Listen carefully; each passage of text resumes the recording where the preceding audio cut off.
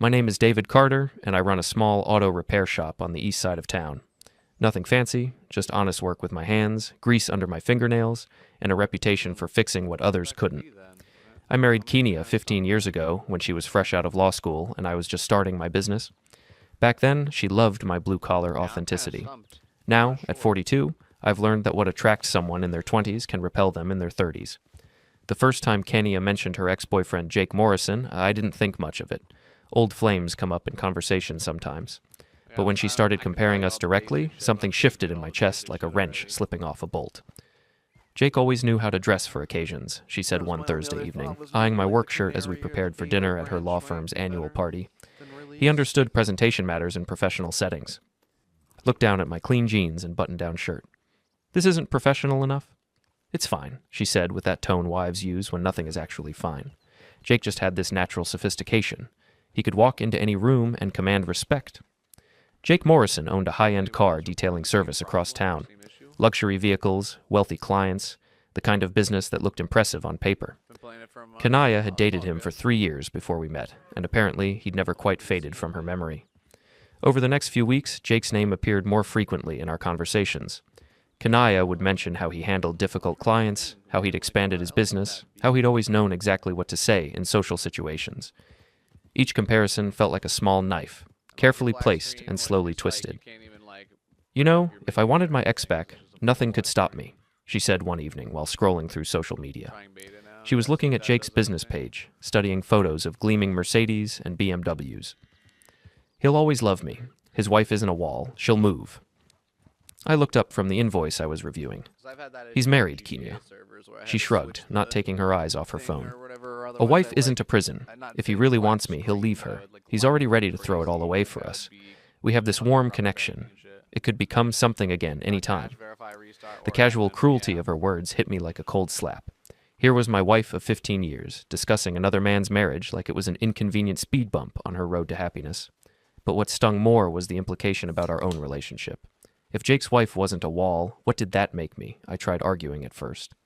Kenia, that's someone's marriage you're talking about. They have kids. You're being dramatic, she replied. I'm just saying Jake and I had something special. Some connections never really die. After a few more attempts at reason, I stopped arguing, because I realized she wasn't testing Jake's loyalty or availability. She was testing how much humiliation I would swallow to keep our marriage intact. She was seeing how far she could push before I'd finally push back. That's when I started planning my quiet lesson. Kenia's pattern became predictable. Every few days, she'd find a new way to praise Jake while subtly criticizing me. At dinner parties with friends, she'd tell stories about Jake's business acumen while I sat there like furniture. When we watched movies, she'd comment on how the male lead reminded her of Jake's confidence. In bed, she'd sometimes go quiet in a way that made me wonder whose face she was seeing in the darkness. The breaking point came on a Tuesday evening when Kenia suggested we host a small gathering at our house that Friday. Nothing fancy, she said, already making a mental guest list. Just drinks, snacks, and our usual circle. Jennifer and Tom, Mike and Lisa, maybe a few others from work. I nodded, but my mind was already working. Our usual circle included people who'd watched Kenia's behavior evolve over the past months. They'd heard her Jake stories, witnessed her comparisons, and pretended not to notice the growing tension in our marriage. They were the same friends who'd smile politely while my wife humiliated me, then whisper about it later in their own homes. Sounds good, I said. I'll handle the food.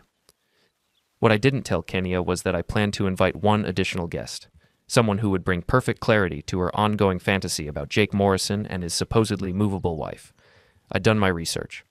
Jake's wife was named Rebecca Morrison, and she worked as a nurse at the county hospital. Through mutual acquaintances and some careful questions, I'd learned she was sharp, direct, and had no patience for games. She'd been married to Jake for 8 years and had 2 young children with him. More importantly, I'd discovered that Rebecca was already aware of Kenia's interest in her husband.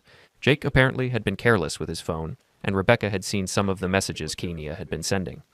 Messages that started innocent but had grown increasingly flirtatious over the past month. On Wednesday, I called Rebecca at the hospital during her lunch break. Mrs. Morrison, this is David Carter. I think we need to talk about our spouses. There was a long pause. I was wondering when you'd call, she said finally. How much do you know? Enough to know we're both being disrespected, I replied. I'm hosting a small party this Friday evening. Kenya doesn't know you exist, but she's been very vocal about her feelings for your husband. I think it's time she met you. I'm not sure. Is that Rebecca in your was essay? quiet for a moment. What exactly are you proposing? Nothing illegal or violent, I assured her. Just an opportunity for my wife to explain her theories about movable wives to the actual wife in question. Proximity voice. She said that?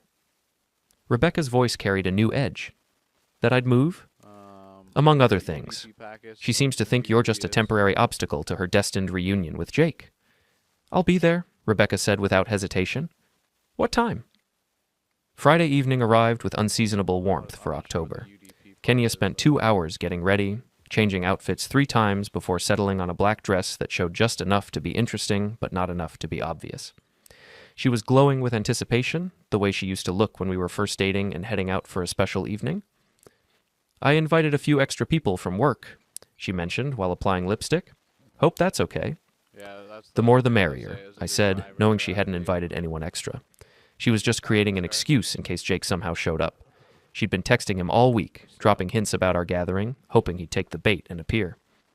Our guests started arriving around 7. Jennifer and Tom came first, followed by Mike and Lisa, then 3 colleagues from Kenya's law firm. Everyone brought wine or appetizers, and soon our living room buzzed with the comfortable chatter of people who'd known each other for years. Kanaya was in her element, moving between groups, telling stories, making sure everyone's glass stayed full. She wore her charm like expensive perfume, and I watched our friends respond to it the way they always did. Kanaya had always been magnetic in social situations, and tonight she seemed determined to shine even brighter than usual.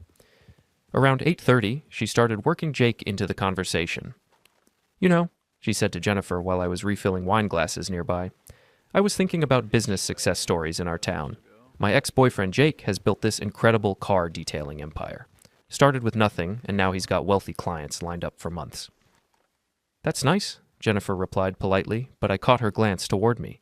She'd heard this routine before. The thing about Jake, Kenya continued, her voice carrying across the room, is that he never settled for mediocre. He always pushed for excellence, you know? Some people are just born with that drive. The conversation continued in that vein for another 20 minutes. Kenya managed to work Jake's name into discussions about business, ambition, style, and success. Each mention felt like a small performance designed to make our friends wonder why she'd married beneath her potential. At 9 o'clock, I excused myself to check on the appetizers in the kitchen. While I was arranging cheese and crackers on a platter, I heard Kenya's voice rise in the living room. Actually, let me tell you something funny about confidence, she was saying. My ex-Jake always said that if you know what you want, you should go after it, no matter what obstacles exist. I walked back into the living room carrying the fresh appetizers. Kanaya was standing near the fireplace, wine glass in hand, with most of our guests arranged around her like an audience. Jake used to say that most barriers are just illusions, she continued. People create walls where none actually exist. If 2 people have a real connection, nothing can really keep them apart. Mike shifted uncomfortably in his chair. Kenya, maybe we should...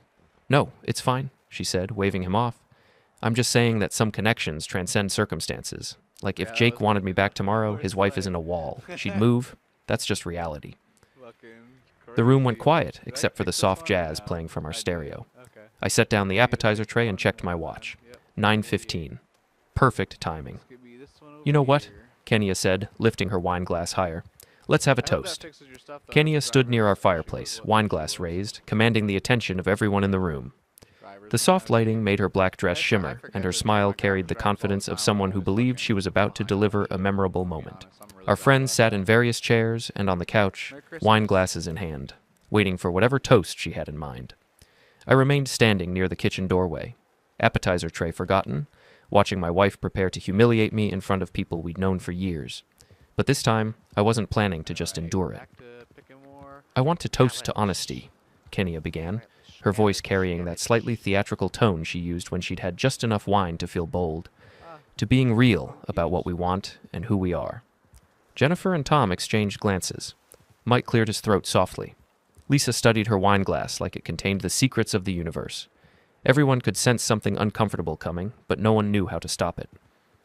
You know, Kenya continued, I've been thinking lately about settling versus choosing, about the difference between what's convenient and what's actually right for us. My jaw tightened, but I kept my expression neutral. She was really going to do this. In our home, in front of our friends, she was going to compare me unfavorably to her ex-boyfriend and make it sound like wisdom. "If you compare my husband to my ex," she said, gesturing toward me with her wine glass, "my ex was better, and I could be with him whenever I want."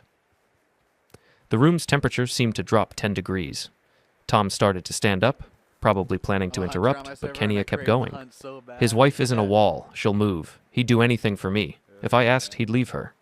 She took a sip of wine, savoring both the alcohol and the shocked silence she'd created. "That's what real passion looks like. That's what it means when someone actually wants you." I looked around the room at our friends' faces. Jennifer looked mortified. Mike appeared angry on my behalf. Lisa was staring at Kenya like she'd never seen her before. Tom was shaking his head slightly, clearly disgusted, but Kenya wasn't done. "So, here's to knowing your worth," she said, raising her glass higher, "and not settling for less than you deserve." That's when I finally spoke, my voice calm and almost polite. "Turn around," I said. Kenya frowned, her toast-giving momentum interrupted. "What?" "Just turn around," I repeated, checking my watch again. 9:20. Perfect timing. "David, what are you talking about?" she asked, but I could see confusion starting to replace her confidence. The front door opened behind her with a soft click. Footsteps echoed in our entryway. A woman's voice, steady and sharp, cut through the awkward silence. "Who exactly is supposed to move?" Rebecca Morrison asked, stepping into our living room with a look that could freeze fire. "And who are you planning to replace in my family?" Kenya's face drained of color so fast I thought she might faint. Her wine glass trembled in her hand, and for the first time in months, words completely failed her. Rebecca Morrison was about Kenya's age, but where my wife was all polished edges and careful presentation, Rebecca had the no-nonsense bearing of someone who dealt with life-and-death situations at work. She wore simple jeans and a sweater, her brown hair pulled back in a practical ponytail, and her eyes held the kind of steady intelligence that missed nothing.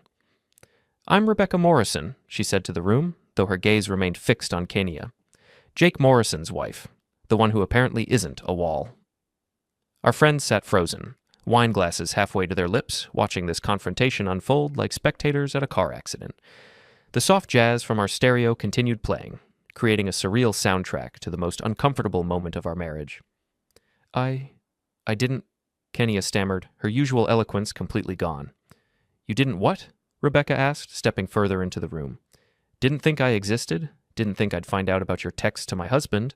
Didn't think I'd ever hear about your theories on movable wives?" Kenya's eyes darted to me, finally understanding that this wasn't a coincidence. "David, what did you do?" "I invited Rebecca to hear your toast," I said simply. "Since you've been talking about her family's future, I thought she deserved a voice in the conversation."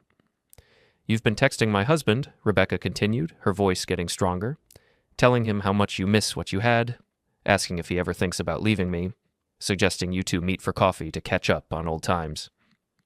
Kenya's wine glass slipped from her hand and shattered on our hardwood floor, red wine spreading like blood across the boards. "That's not... I wasn't..." "You weren't what?" Rebecca demanded. "Weren't trying to break up my marriage? Weren't telling your friends that I'd just move aside if Jake decided he wanted you back?" Jennifer finally found her voice. "Kenya, oh my God." "This is so messed up," Mike muttered, shaking his head. Tom stood up abruptly. "Lisa and I should go." "No," Rebecca said firmly. "Please stay. I want witnesses to this conversation." She turned back to Kenya. "Because I want everyone here to understand something very clearly. I'm not moving. Not for you. Not for anyone. Jake is my husband, the father of my children, and if he's been entertaining your little fantasy, that ends tonight." Kenya finally found some words, though they came out as a desperate whisper. "Rebecca, I'm sorry. I didn't mean for it to sound like that. I was just talking. It didn't mean anything." "Just talking?" Rebecca's voice rose for the first time. "You've been pursuing my husband for weeks. You've been telling people I'd step aside for you. You just toasted to how easily you could steal him from me. Which part of that was just talking?" The room erupted into uncomfortable murmurs. Our friends started whispering to each other, their shock giving way to judgment, and I could see them mentally rewriting every story Kenya had told them about Jake, every comparison she'd made, every hint she'd dropped about her dissatisfaction with our marriage. "I think we should all go," Jennifer said, standing up and grabbing her purse. "This is private." "Actually," I said, speaking up for the second time, "I think this is exactly the right audience for this conversation. These are the people who've been listening to Kenya's stories about Jake for months. They deserve to know the truth about what she's been planning. Kenya whirled to face me, her humiliation transforming into rage. You bastard! You planned this. You invited her here to humiliate me. I invited her here to meet the woman who supposedly isn't a wall, I replied calmly. You've been talking about Rebecca like she's a minor inconvenience. I thought you should meet her face to face. You had no right, Kenya hissed. I had every right, I shot back, my own anger finally breaking through. You've been disrespecting our marriage for months. You've been pursuing another woman's husband. You just humiliated me in front of our friends. I'd say my rights kicked in somewhere around the time you decided I wasn't good enough for you. Rebecca watched our argument with grim satisfaction. Jake's going to hear about this tonight, she said, and tomorrow I'm calling a lawyer to discuss harassment charges if you contact him again. Harassment? Kenya's voice cracked. I never harassed anyone. You pursued a married man, Rebecca replied. You sent unwanted romantic messages. You told people you could break up our marriage whenever you wanted. In some states, that's criminal harassment. In all states, it's grounds for a restraining order. Our friends were gathering their things, clearly desperate to escape the toxic atmosphere that had consumed our living room. Jennifer paused near the door. Kenya, I can't believe you've been doing this, she said quietly. That poor woman, those poor children. And David, Tom added, looking at me with something like respect. I'm sorry, man. We had no idea it was this bad. After our friends left, the three of us stood in our living room, surrounded by empty wine glasses and the wreckage of Kenya's carefully constructed image. Rebecca broke the silence first. I'm going home to talk to my husband, she said. But Kenya, if you contact him again, if you drive by our house, if you so much as like one of his social media posts, I will make your life very complicated. Are we clear? Kenya nodded mutely, tears streaming down her face. After Rebecca left, Kenya turned to me with pure venom in her eyes. You destroyed me, she whispered. You destroyed everything. No, I said, already walking toward our bedroom to pack a bag. You destroyed everything. I just made sure everyone could see it. But this was only the beginning of Kenya's fall from grace, and mine had only just begun. The next morning, I woke up in a motel room across town with the strange clarity that comes after a long fever breaks. For months, I'd been living in the fog of Kenya's manipulation, questioning my own worth, wondering if I really was as inadequate as her constant comparisons suggested. Now, sitting on the edge of a lumpy mattress, drinking coffee from a paper cup, I felt more like myself than I had in years. My phone had been buzzing since 6 a.m. with texts from our friends. Jennifer sent a long message apologizing for not speaking up sooner about Kenya's behavior. Mike offered to help me find a lawyer. Tom just wrote, "About damn time, brother." But the most interesting message came from Rebecca Morrison. Thank you for last night. Jake and I had a long conversation. There are things about your wife you should know. Can you meet me for coffee this morning? I texted back that I'd meet her at Murphy's Diner on Main Street at 9 o'clock. Rebecca was already there when I arrived, sitting in a corner booth with a cup of coffee and a manila folder. She looked tired but determined, like a nurse who'd worked a double shift but wasn't ready to go home yet. How did it go with Jake? I asked, sliding into the booth across from her. He confessed everything, she said without preamble. Your wife has been much more aggressive than I initially realized. The texts I saw were just the beginning. She opened the manila folder and pulled out printed copies of phone records and screenshots. Jake gave me access to everything last night. Email accounts, social media, even some dating app profiles. My stomach dropped. Dating app profiles? Kenaya has been active on 3 different platforms for the past 6 months, Rebecca said, sliding the papers across the table. She lists herself as separated, not married. She's been talking to multiple men, not just Jake. I stared at the screenshots of Kenya's profiles. In each one, she looked radiant and available, describing herself as a successful lawyer recently out of a long relationship and ready for something new. There were photos I'd never seen before, professional shots that must have cost hundreds of dollars. When did she have time for all this? I asked, though part of me already knew the answer. All those late nights at the office, all those weekend work conferences, all those girls' nights out that Jennifer later mentioned she hadn't been invited to. There's more, Rebecca said gently. Jake wasn't the only married man she was pursuing. She seems to have a pattern of targeting men with families. The evidence was overwhelming. Screenshots of conversations with at least 4 different married men, all following the same script. Kenya would start with innocent reminiscing about old times or professional networking, then gradually escalate to more personal topics. She'd express dissatisfaction with her own marriage, hint at her availability, and eventually suggest meeting in person. But here's the part that really bothers me, Rebecca continued. Look at how she talks about the wives. I read through the messages, my anger building with each exchange. Kenya consistently referred to the wives as obstacles rather than people. She'd write things like, "Your wife doesn't have to know," and "what she doesn't know won't hurt her," and most chillingly, "Some women just aren't strong enough to fight for what they want." What's up, Copamine? She's been planning to blow up multiple families, I said, the full scope of her betrayal finally hitting me. "Including her own," Rebecca replied. "Look at this one." Well, come on in, She showed me everybody. a conversation between Kanaya and a man named Kevin Phillips, whose wife had recently given birth to their second child. Kanaya had written, "My husband is sweet, but he's not ambitious. He'll never be more than a small-town mechanic. I need someone who understands success." I set the papers down, feeling like I'd been punched in the chest. She's been shopping for my replacement. "David, I'm sorry," Rebecca said. "I know this is painful, but you need to see it. These men's wives deserve to know what's happening, and you deserve to understand who you've been married to." We sat in silence for a few minutes while I processed the magnitude of Kanaya's deception. This wasn't just about Jake Morrison or some midlife crisis about her ex-boyfriend. This was a systematic campaign to find a better husband while keeping me as a safety net. "What are you going to do?" Rebecca asked. "I'm going to talk to a lawyer," I said. "And then I'm going to make sure those other wives know what my wife has been doing to their families." Rebecca nodded approvingly. "I can help with that. I've already contacted 2 of them. They deserve to know." That afternoon, I met with Patricia Williams, a divorce attorney Jennifer had recommended.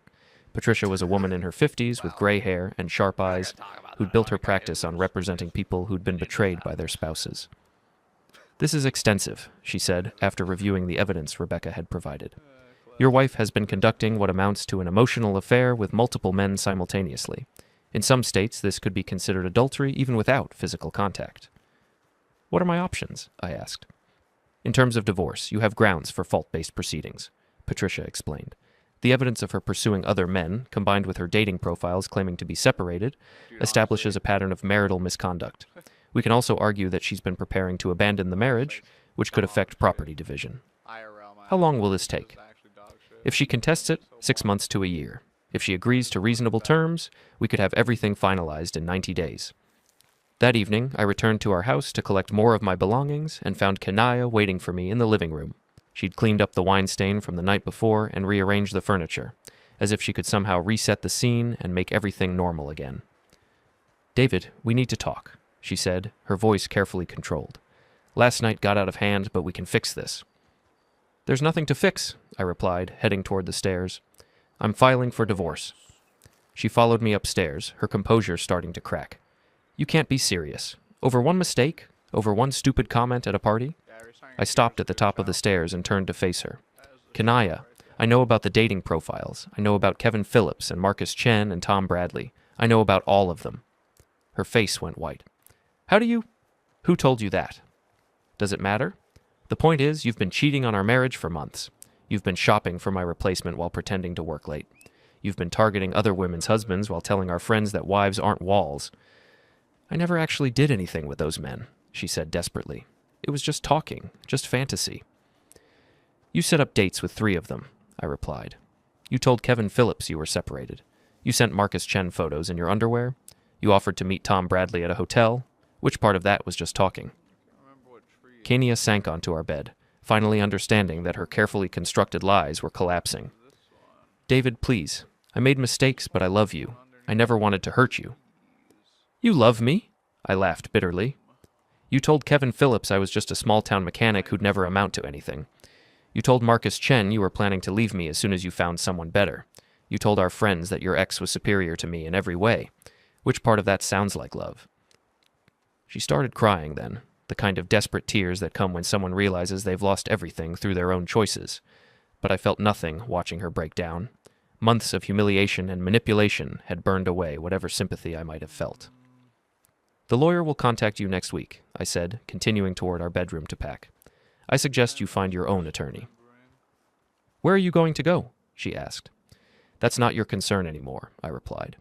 "But don't worry. I'm sure Jake Morrison or one of your dating app matches will be happy to console you." As I packed my clothes, I could hear Kenya making phone calls downstairs, probably trying to reach our friends to spin her version of events, but it was too late for damage control.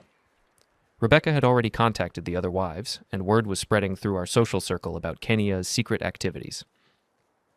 By Monday morning, Kenia's carefully constructed life was going to start falling apart in ways she couldn't imagine, and I was going to make sure I had a front row seat to watch it happen.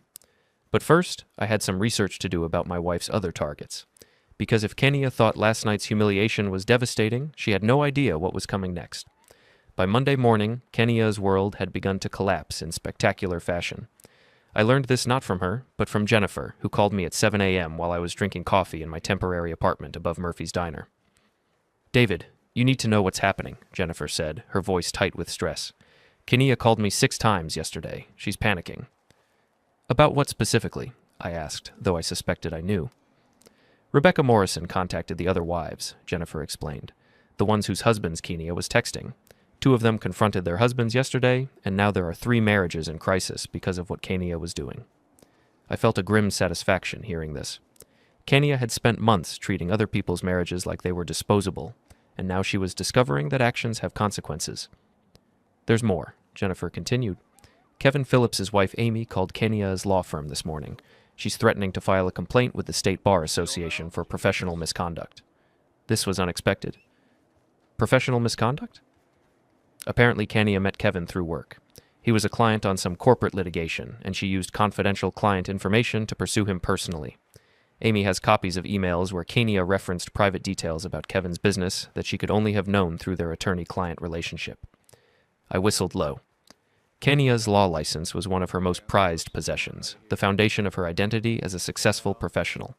If the State Bar found evidence that she'd violated client confidentiality for personal gain, she could face suspension or even disbarment. "How bad is it?" I asked. "Bad," Jennifer replied. "Tom works with Kevin's company sometimes, and he says Amy is furious. She's not just angry about the affair attempt. She's angry that Kenia used privileged information to manipulate her husband. Amy's talking about filing both ethics complaints and a civil lawsuit." After hanging up with Jennifer, I called Patricia Williams to update her on these developments. "This changes our strategy significantly," Patricia said, after I explained about the potential bar complaint. "If Kenia faces professional discipline, she'll be desperate to settle the divorce quickly and quietly. We should accelerate our timeline." "What do you mean?" "I'm going to file the divorce papers today instead of next week," Patricia explained, "and I'm going to include a motion for temporary support that accounts for the possibility of her losing her law license. If she's going to lose her primary income source, we need to protect your business assets before she tries to claim them as marital property." That afternoon, I decided to visit my shop for the first time since Friday's party. I needed the familiar comfort of working with my hands, and I had 3 cars waiting for repairs that couldn't wait for my personal drama to resolve. I was replacing brake pads on a Honda Civic when Marcus Chen walked into my garage. Marcus was a local real estate developer, married with twin daughters, and apparently one of Kenia's targets from her dating app adventures. He was a tall, well-dressed man in his early 40s who looked like he'd never changed his own oil. "Are you David Carter?" he asked, his voice tense. "That's me," I replied, not looking up from the brake assembly. "What can I do for you?" "Your wife has been texting my wife," he said, apologizing for some misunderstanding. "My wife showed me the messages, and I think we need to talk." I set down my wrench and faced him. "What did Kenia tell your wife?" "She claimed that I misunderstood her intentions," Marcus said, his jaw tight with anger. "She said she was just being friendly, and that I took it the wrong way. She made it sound like I was some kind of predator who misinterpreted professional networking." "But that's not what happened," I said. It wasn't a question. "Hell no, that's not what happened," Marcus exploded. "She pursued me for weeks. She sent me photos. She suggested we meet at hotels. She told me she was separated and looking for a real man who understood success. And now she's trying to make my wife think I'm some kind of cheater who imagined the whole thing." I pulled out my phone and showed him the screenshots Rebecca had given me of his conversations with Kenia. "Is this what really happened?" Marcus studied the images, his face growing redder with each message.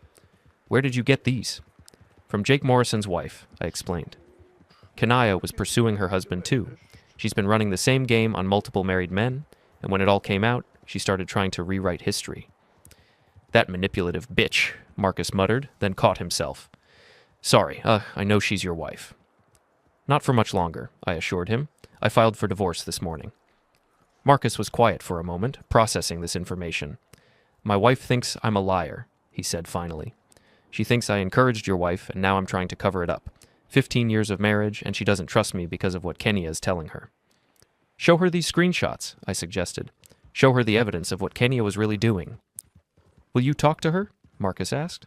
Will you tell her what kind of person your wife really is? I considered this request. Getting involved in other people's marriages wasn't something I'd normally do, but Kenaya had dragged these families into her web of lies. They deserved to know the truth. Give me your wife's number, I said. I'll call her tonight. That evening, I made 3 difficult phone calls. First to Marcus Chen's wife, Linda, then to Tom Bradley's wife, Susan, and finally to Kevin Phillips's wife, Amy. Each conversation was painful in its own way, but all 3 women deserved to understand what had really happened to their families. Linda Chen was the most skeptical. Why should I believe you? She asked.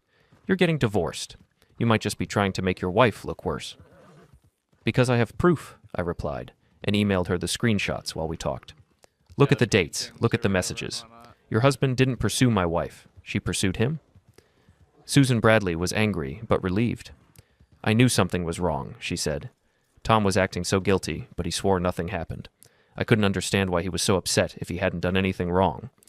He was upset because a married woman was trying to seduce him, and he didn't know how to handle it, I explained. Kenia made him feel like he'd done something wrong by responding to her messages at all. Amy Phillips was the most direct. Your wife nearly destroyed my marriage, she said bluntly. I had a newborn baby, and she was trying to convince my husband to leave me. She used information from his business relationship with her firm to manipulate him emotionally. I know, I said, and I'm sorry. I had no idea what she was doing until this weekend. Well, she's going to pay for it, Amy replied. I'm filing complaints with the state bar and the law firm's partners tomorrow morning, and I'm considering a civil suit for intentional infliction of emotional distress. After those calls, I sat in my small apartment thinking about the scope of Kenya's deception. She hadn't just betrayed our marriage, she'd weaponized her professional position and social connections to attack other families. She'd used her intelligence and charm to manipulate vulnerable men, then tried to gaslight their wives when the truth came out.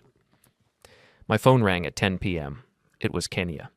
David, please, she said, her voice hoarse from crying. You have to stop this. You have to tell these women to leave me alone. I'm not telling them anything, I replied calmly. You created this situation. You deal with it. Amy Phillips is trying to get me fired, Kenya said desperately. She called my boss today. She's making up lies about client confidentiality. Are they lies, Kenya? Silence.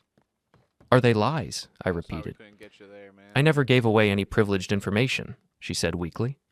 But you used what you learned about Kevin's personal life to pursue him romantically. That's not the same thing.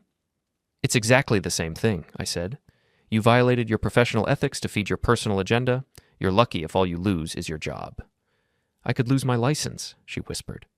Yes, I agreed. You could. David, please. I know I made mistakes, but this is my career. This is everything I worked for. You should have thought about that before you decided other people's marriages were disposable, I replied. You should have thought about that before you tried to destroy 4 families to find yourself a better husband. I hung up and turned off my phone. Tomorrow, Kenya would face the consequences of her choices when Amy Phillips filed her formal complaints. But tonight, I was going to sleep better than I had in months, knowing that the truth was finally coming to light. The dominoes were falling exactly as they should. 3 weeks later, Kenya's carefully constructed life lay in ruins around her. I learned the full extent of her downfall not from her, but from the network of people whose lives she'd tried to manipulate. Justice, I discovered, was a community effort. Amy Phillips had followed through on all her threats. The State Bar Association opened a formal investigation into Kenya's conduct with Kevin Phillips, focusing on whether she'd violated client confidentiality rules in her pursuit of a romantic relationship. Kenya's law firm placed her on administrative leave pending the outcome of the investigation, effectively ending her career there regardless of the bar's final decision. More damaging was the civil lawsuit Amy filed for intentional infliction of emotional distress. Patricia Williams explained that while such suits were difficult to win, Amy had an unusually strong case because Kenya had used her professional position to access and exploit personal information about Kevin's marriage and financial situation. The firm's insurance won't cover this, Patricia told me during one of our meetings. Personal misconduct falls outside their professional liability policy. Kenaya is going to have to defend this lawsuit with her own money, and if she loses, she'll be personally liable for damages. But the legal consequences were only part of Kenaya's problems. The social fallout had been swift and merciless. Jennifer called me on a Tuesday morning with an update on our former social circle.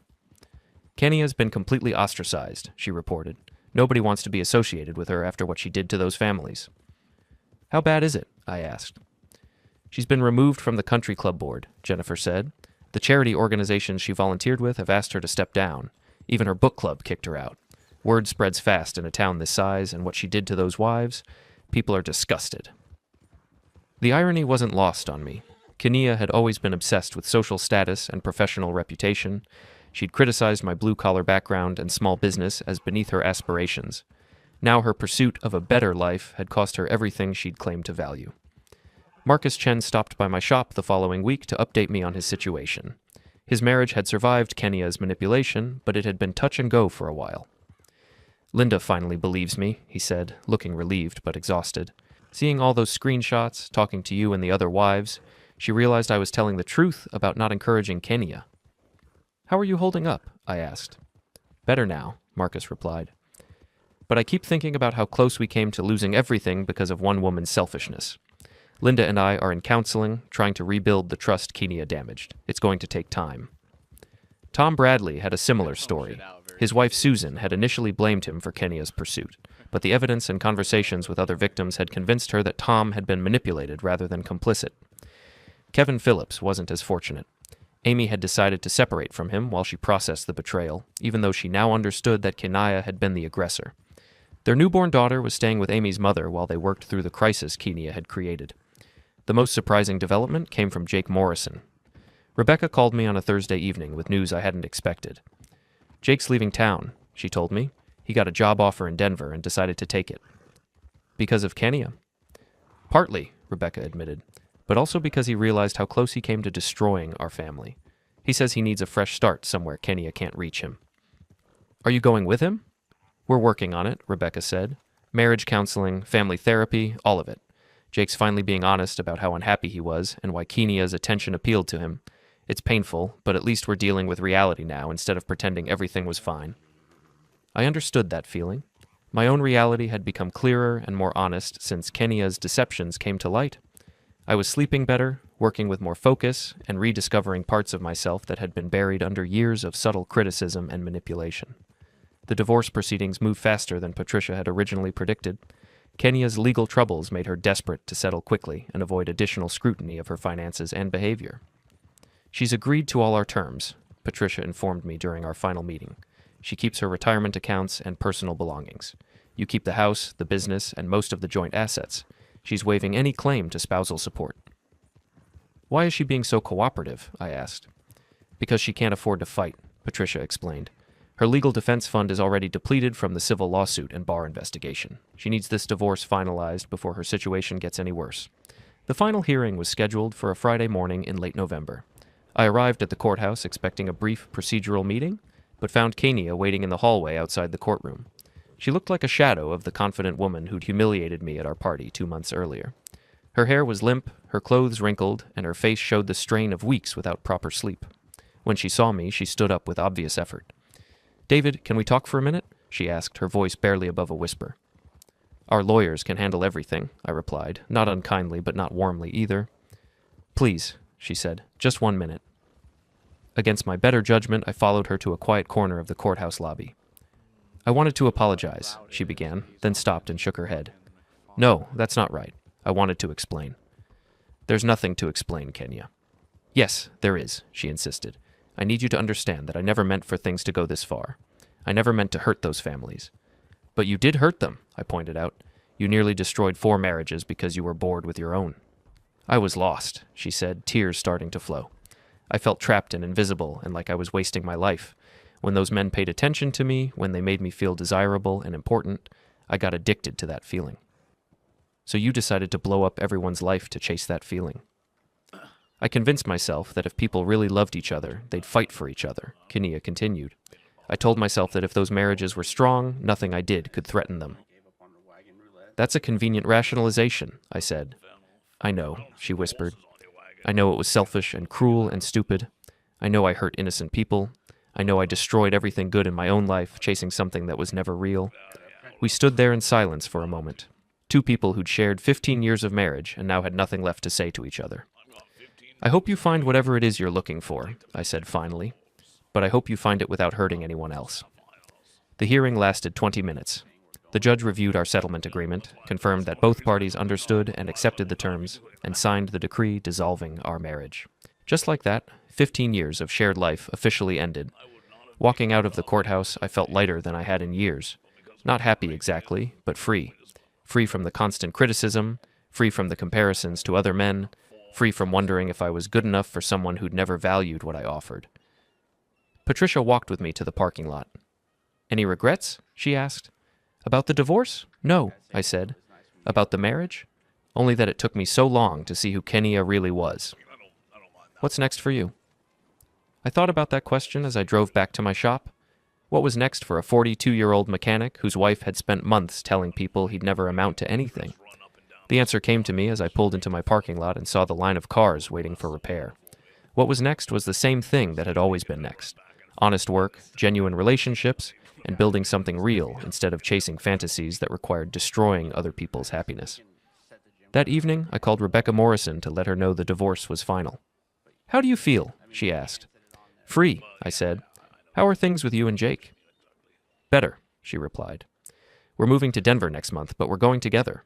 It turns out that almost losing everything was exactly what we needed to start fighting for what we had." "I'm glad," I said, and meant it. "David," Rebecca said before we hung up, "thank you for what you did that night at your party. I know it was painful for you, but it saved my marriage. It saved all our marriages, in different ways." After we hung up, I sat in my small apartment thinking about that night and everything that had followed. Kenia had been right about one thing. Some people aren't walls that move aside when someone wants to take what they have. Some people fight back, and sometimes fighting back means simply making sure the truth comes to light. 6 months later, I heard through Jennifer that Kanaya had moved to another state and was working as a paralegal while she waited to see if her law license would be reinstated. Amy Phillips had won her civil lawsuit, and Kenia owed her $50,000 in damages. The other marriages Kenia had targeted were slowly healing, stronger for having survived the crisis together. As for me, I expanded my auto repair business and started dating a nurse named Carol who appreciated my honesty and work ethic. She never compared me to her ex-boyfriends, never made me feel inadequate for working with my hands, and never treated other people's relationships like obstacles to her own happiness. It turned out that when you stop accepting less than you deserve, life has a way of offering you exactly what you need.